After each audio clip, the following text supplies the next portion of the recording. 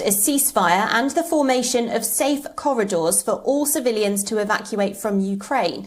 The regions, including in the claimed ceasefire, are the capital Kiev, hard-hit Kharkiv, Sumy and Mariupol. But the local leaders there have cast doubt on the pledge, saying there have been no confirmations of a temporary ceasefire so far. Within hours, the Russian Defence Ministry published a video showing tanks driving along roads in what it said was the Kiev region of Ukraine. Russia calls the campaign it launched on February the 24th a special military operation. It has repeatedly denied attacking civilian areas and says it has no plans to occupy Ukraine. Russia claims that the military will hold fire and open humanitarian corridors in several Ukrainian cities. But according to the RIA news agency, the corridor from Kiev will lead to Russian ally Belarus, and civilians from Kharkiv will only have a corridor leading to Russia. Corridors from Mariupol and Sumy will lead to other Ukrainian cities and then to Russia. Our correspondent Anis Malik is joining us now live from Kiev to bring us the latest update on what's happening on the ground there. Anis, Russia claims it's imposing this ceasefire. Has there been any evidence of that so far?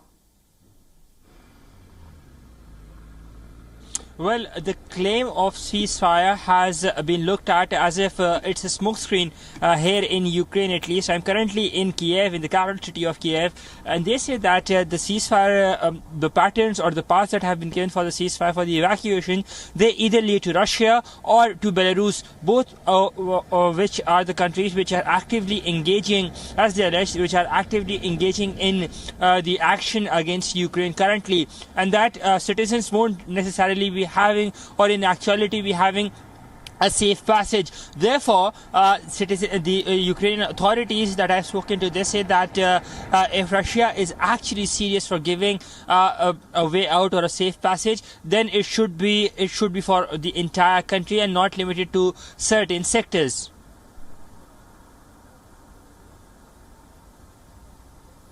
And Anis, from those that you've spoken to on the ground, how do those civilians feel about this? Of course, they may not want to head to Russia or Belarus, actually to Europe. Have they got any other choice, though? Well, most of the people would want to either go to the western side, to Lviv, where I was earlier today and yesterday, and where we have been reporting from for the past 4 days or so, and the other half would want to go to the European cities. Not many, in fact, I've come across nobody who would want to go to the Russian or to the Belarusian side by and large, and there is immense rush of people, a flock of people flocking in at the railway station here in Kiev as well.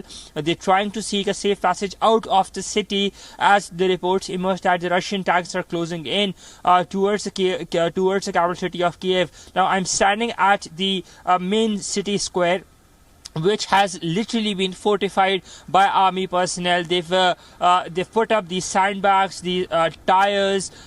There's increased military presence literally at every 100 or 200 meter, and you're asked to give your documentation in order to proceed. That includes your accreditation, your press card, and in case if you're not a local, if you're a foreign journalist, then they would be requiring your passport as well.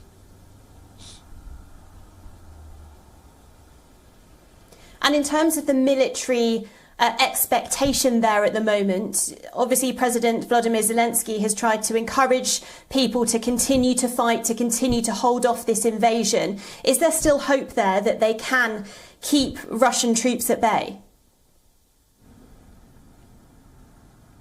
Well, there are some disgruntled people, mostly who are in their 40s, who say that they do not want to fight alongside the army. There is a rule that has been introduced that 18 to 60 will be considered as volunteers. So it's not really mandatory, but it's unsaid that it is mandatory that they have to fight alongside their army. That has not been received very well.